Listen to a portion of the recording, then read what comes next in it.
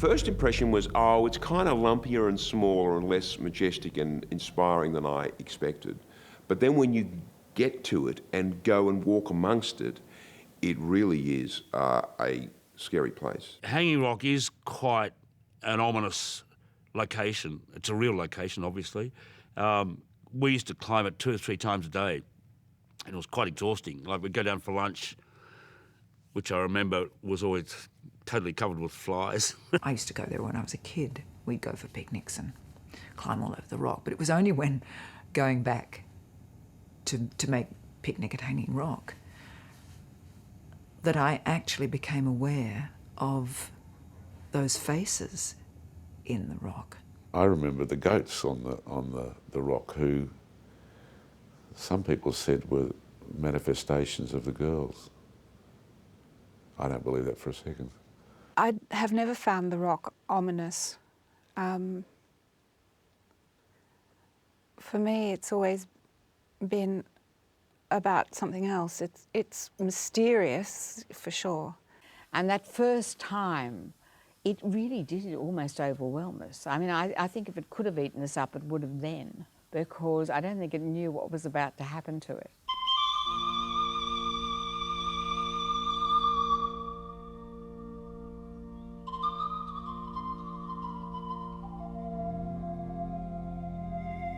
Oh, in those days, picnic was the art in terms of Australian literature, because everybody who'd read it thought, wow, this is a good piece of writing, it's a wonderful story, and what a movie. I took it home and started reading it at the kitchen table, and I think I was still there at 12 midnight. I put it down and I thought, that would make the most fantastic film. Peter said to me, look, you're terrific at finding things and creatively. And I said to him, yes, but I don't know the ropes. And so he suggested that Hal and Jim come in, and I was very happy. Hal, my brother, and Peter worked together at Film Australia, and all of us became friendly. We liked each other, and of course he was enormously talented, and everybody could kind of see that immediately. And he's, of course, a very charming man, fun to be around, funny. We wanted to make a feature film, and so we asked Peter to write a script. It was called Johnny and the Vampires, and we tried to get finance for it, but no one seemed interested at the time. So he said, well, look, why don't you take a look at this script I've read, The Cars That Ate Paris. And Jim and I looked at each other and said, well, why not? So we did it. Although I must say that when we made Cars That Ate Paris, I was a little taken aback, because of course we were convinced that Peter was talented, that how quickly the critics in Europe said, oh, this is a talent. We're in post-production on Cars, and Peter said, have you read the book? And we hadn't, then we read it and went, oh, wow, that's a great book. And he said, well, you know, I'm working with Pat Lovell and Cliff Green on a screenplay. Do you want to read the screenplay? And we said, yes. Picnic had been developed to 2 or 3 drafts by the time we were asked to become involved by Peter. After some discussion and some further script work, we felt we'd got it to a stage where it was ready for financing. And we'd had a good relationship on Cars That Ate Paris. It was hard to do, but we got it made. You know, we shot it in 4 weeks for a couple of $100,000. And so we had the kind of mutual confidence that we could get something done. Logistically, it was quite complicated. Joan Lindsay was a one-off woman. She was incredible.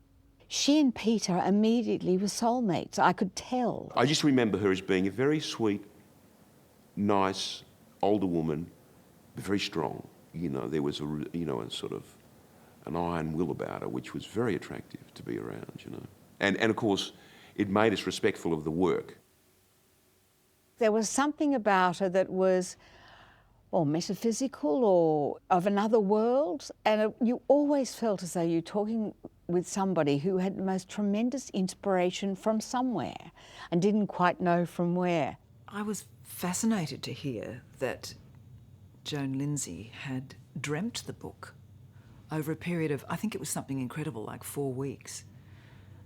And it was so intense an experience that she'd got up the next morning and written down what she dreamt.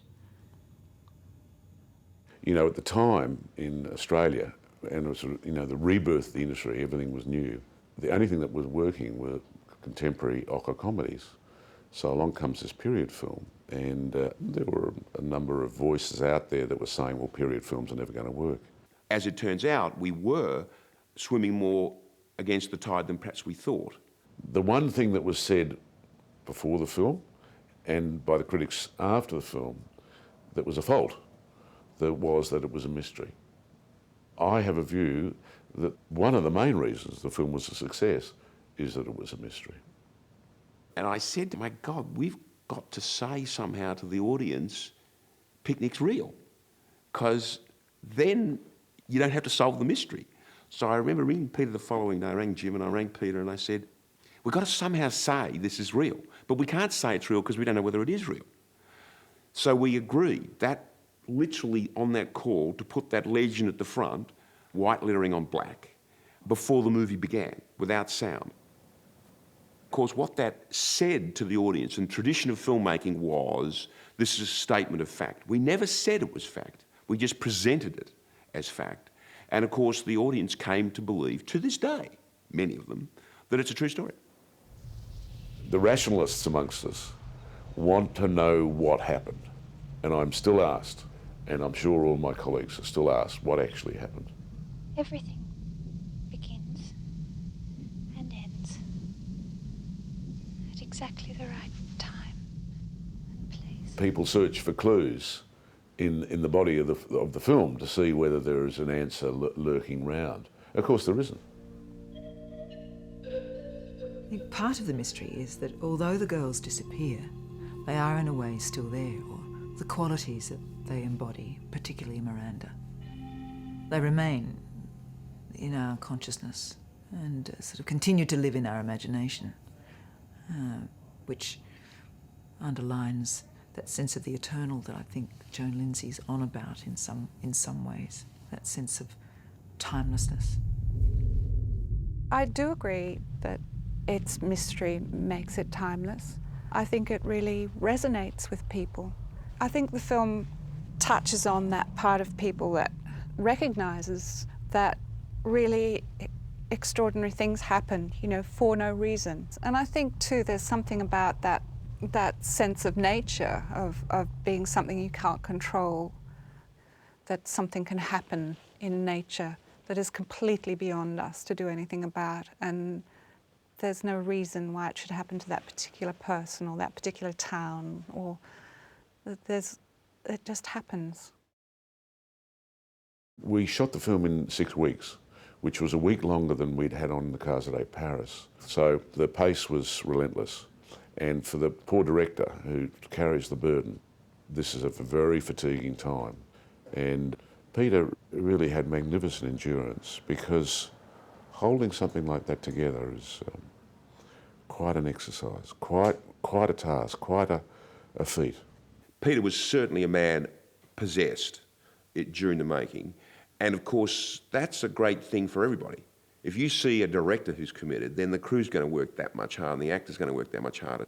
I think Peter's got the ability to collaborate with people to actually inspire them to get the best work out of them, because he's such a calm person with such a great sense of humour and very committed to his film and to his story. So collaborating with Peter is actually quite easy. To a lot of degree, it's the swapping of ideas, but to a greater degree, the ideas just flow out of his head like a machine gun. He just has no shortage of ideas whatsoever, so you can spring from those.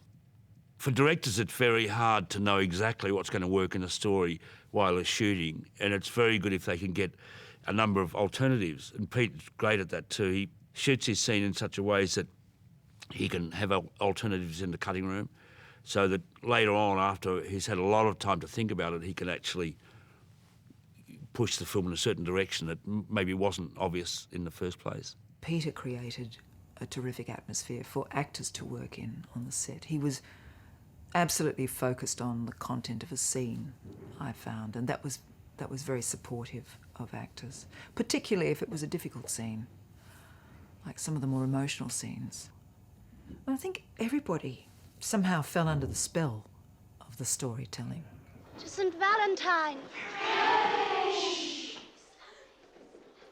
The schoolgirls were cast both in New South Wales and Victoria and South Australia. And Peter and I flew over to South Australia, and the SAFC had organised a casting session. And so girls came and went, but they had to look right. Peter, in casting the movie, looked for, in the girls, a feeling of period. So he was always looking to add some extra dimension, to find something else in them, physically, in their look, in their attitude, in their physicality.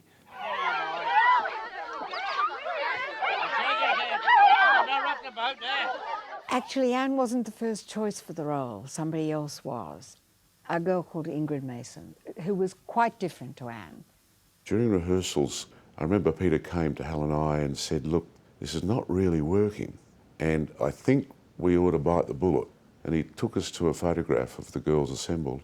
He said, this is the one. And clearly she was. And he was pointing at Anne Lambert. She did carry a kind of aura with her, and I think that it was a question of the role suiting the person and the person inhabiting the role. I had to do a huge band-aid on the original girl and did talk her into coming into the film as one of the senior girls. I don't really think it's surprising that she is such an iconic presence, because I think the film absolutely focuses on that, builds that, supports that. She's a goddess. She is, Aphrodite, as Martin Sharp used to say. This film is about the birth of Venus in Australia. Black horse, white horse, brown horse, grey. Anne was just that presence all the time.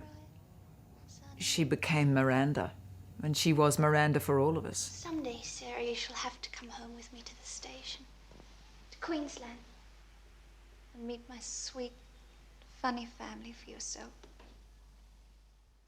I was so different to her. She seemed like such a, natural and loving, warm, kind of sunny, uncomplicated kind of person.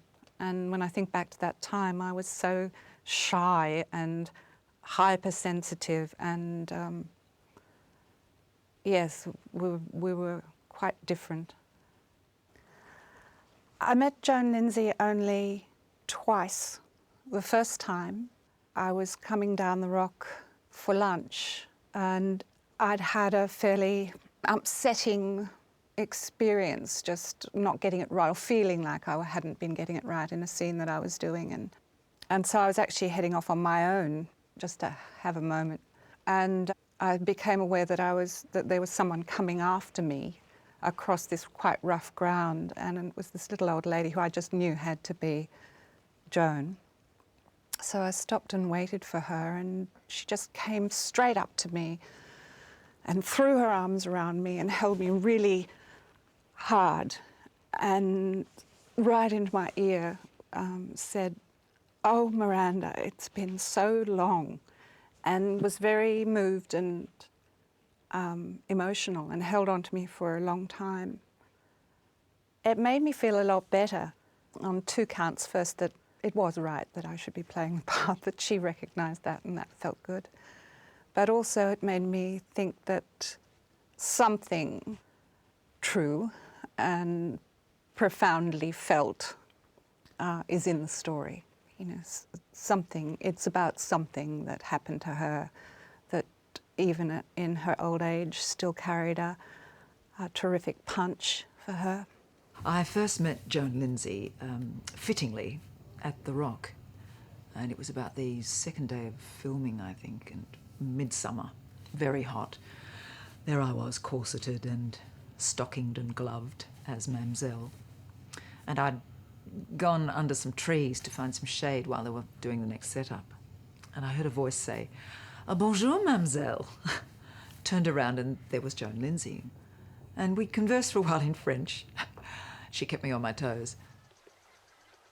It was as if she saw past the actor playing the role and was talking to the character that she had created. So there was this sense of her very connected to her own imaginative world, which was being brought to life in this film. Most of the cast carried their characters off the set. So Rachel, as Mrs. Appleyard, really was the headmistress 24 hours a day. Helen Morse, equally, was this terrific sort of centred, calm individual in the eye of the storm. And she was as much off camera as she was on camera. The girls loved her too, and that was another thing. And they did believe that she was, you know, their French mistress. You couldn't help but fall in love with her. She was just one of those people at a particular time in her life, and she was irresistible. I remember Peter came to Helen and I and said, look, I've got this fellow by the name of Martin Sharp who I'd like to have involved on the film. I'd like you to meet him. So we met him, and Martin's knowledge of the book was absolutely encyclopedic. He knew every facet. He had quite a relationship with Joan and perhaps understood more about the script than anyone else. He was probably the most obsessed with that story. He lived and breathed it. He became so obsessed with the story, he didn't sleep or eat. He couldn't do those things. He just had to keep on connecting with the next moment or the next scene that was going to be shot. He was able to talk about any aspect of the film to Peter. It was really the relationship with Peter that was important. Peter felt unthreatened enough that Martin could bring up any subject. And Martin's a spirit who tends to speak his mind, and Peter's a spirit who has the ability to accept people's views. He brought an extra level of finesse to every shot and every prop and every brooch and hat and carriage, etc. The Martin would think, oh, why don't we put that there? That just kind of lifted it.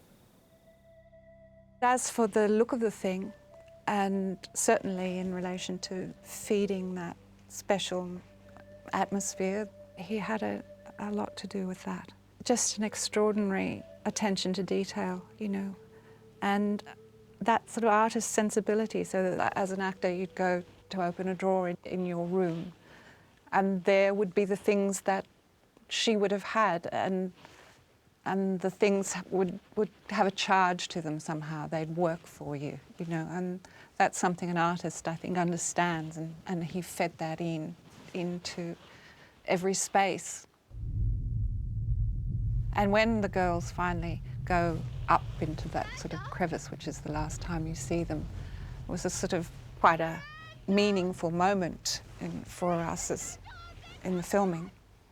And it was funny for me because when I sort of went up into that crevice, there was Martin kind of holding his hand out to sort of help you through into the other side, into wherever. Funny. Light up my watch hasn't stopped. Dead on 12 o'clock. Strange things did happen around the rock, and it could be magnetic. I think this is something that's said in the film, and it could easily be. I tried not to think about it too much in case everybody refused to go up there. The rock has this mystical power about it. Equipment went missing and watches stopped and all of that stuff actually happened. I don't know whether that was just sort of one of those things. Watches do stop, don't they? Stopped at 12. I think everybody that's been there leaves feeling that there's something a little bit special and mysterious about that place. I really love the place. I love being there. I don't find it, you know, upsetting or scary or any of that. It doesn't look like any other place you've ever been. Gil Brealey, who was running the South Australian Film Corporation at the time, was very keen to be involved with the Peter Weir movie. And he stepped up and said, we want to invest and contribute to this film, but you've got to shoot in South Australia. But that's so, okay, well, let's see if we can find a school in South Australia. And lo and behold, we found Martindale Hall. And we went out there, and I'll never forget turning around that corner and seeing it.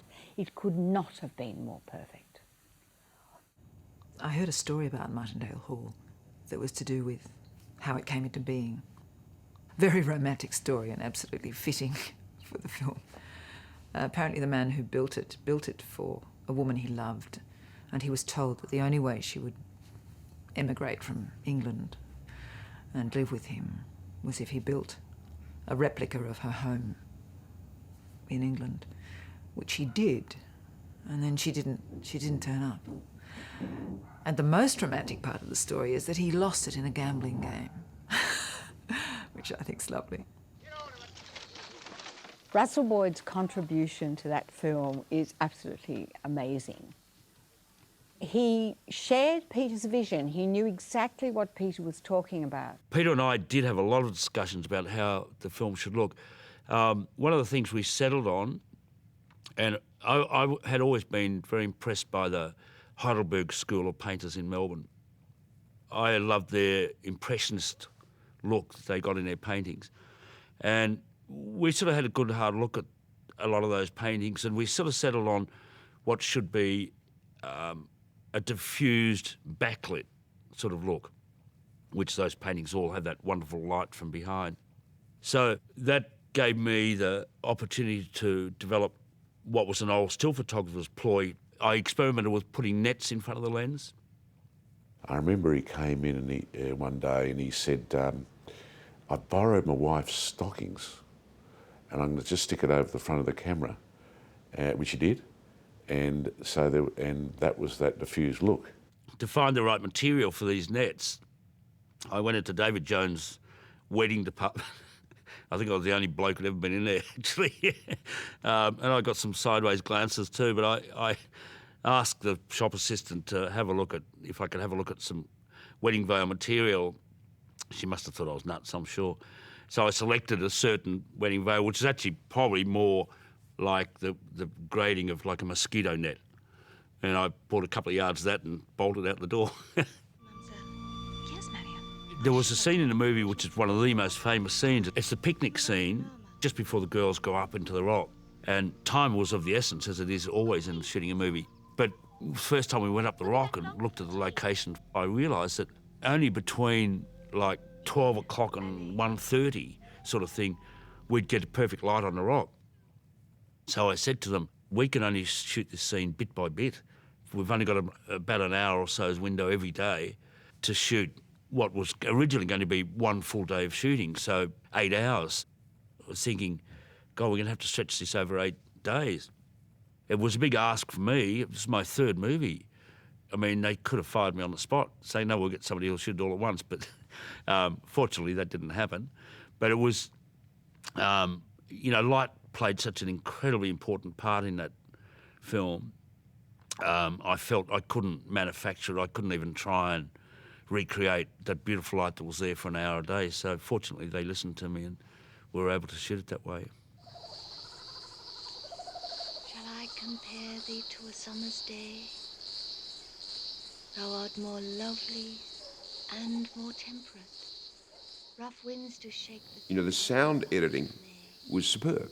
The cicadas and the birds and the bird life and just the sound of the bush and where you put it relative to the music or the girls breathing or the wind. These are very important and they can make a hell of a difference in terms of setting a mood. We were asserting that maybe it was the landscape that took these girls. So the landscape had to be alive. And as anybody that's spent any time in the Australian bush knows it is, that it's a kind of living, throbbing, and in fact quite often very noisy place. The music, the panpipe music, I mean, that was a fluke. But boy, take that out of the movie and it's like, what are Romanian panpipes doing in that movie? I don't know, but it's perfect. We were having issues with the music. We didn't quite think it was right. And then Jim said, I remember some music in a documentary on the ABC. And I'm going, well, you stop talking about music on a documentary. We've got problems with the music. I managed to track down the original recording and another recording. And I took them home to my house and rang Peter, and I started playing them to him, and he said, look, turn up the album, then turn down the album, turn up the cassette. He wanted to hear the mix between the two. And so out of that came the panpipes and some other pieces. It was just a lucky stroke. The mix of sound, music, performance, photography, story enabled us somehow to defy the odds.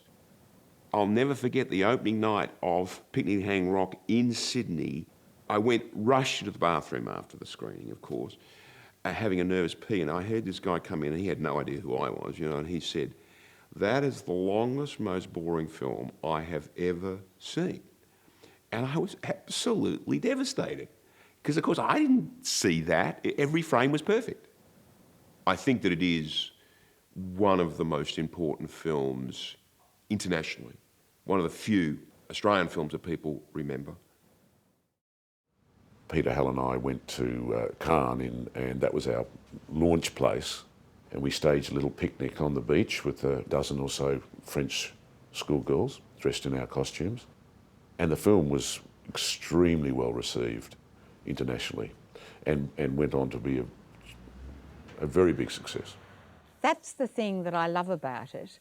The Alvins and the Bazzers got us known internationally as well. But after Picnic, you had all these marvellous films. But what remained elusive was America. In the 70s, Australian films were just not known in America at all. Distributors in those days, it was like, an Australian film? Yeah, right. I remember a distributor saying, well, we're going to have to revoice all of this. And so the process was slow. The film was eventually released after The Last Wave. It was critically well received, but the public never got to see it. Looking back at it, I'm just sort of really delighted and proud that somehow we managed to do something that even today is still rich and interesting. We always felt that Picnic at Hanging Rock was a special film, and there was this aura that came round the whole motion of making the film. So we knew that something special was about. We didn't realise how big it was going to be. I think the film is still very, very current. It hasn't really dated at all because it was set in a period that will remain forever anyway. And I think the techniques used have helped to maintain its own dignity. So I think the film's quite a timeless piece, actually. One of the things I did love about this particular story, and obviously the book, was the fact that it was kind of a female-centred film, and this is manifested in Miranda, of course, but also the fact that the story is populated with a lot of women. There's a kind of female principle, I think, being explored and manifested. Picnic's special in a way that it allows so much to be projected onto it. Lots and lots of people have come up to me who I would probably have never spoken to, who've talked to me in a very personal way that would probably normally have taken, a good, few years of knowing them to get to, And so it's been interesting from that point of view. People talk about themselves in relation to the film, their responses, in a very personal way. For me, I was fortunate, I was lucky. The whole experience of Picnic from start to finish was a extremely rewarding experience. The themes still resonate for me. I think that's probably the most powerful thing about it as an experience, and what makes it perhaps different and special in a different way from other work I've done.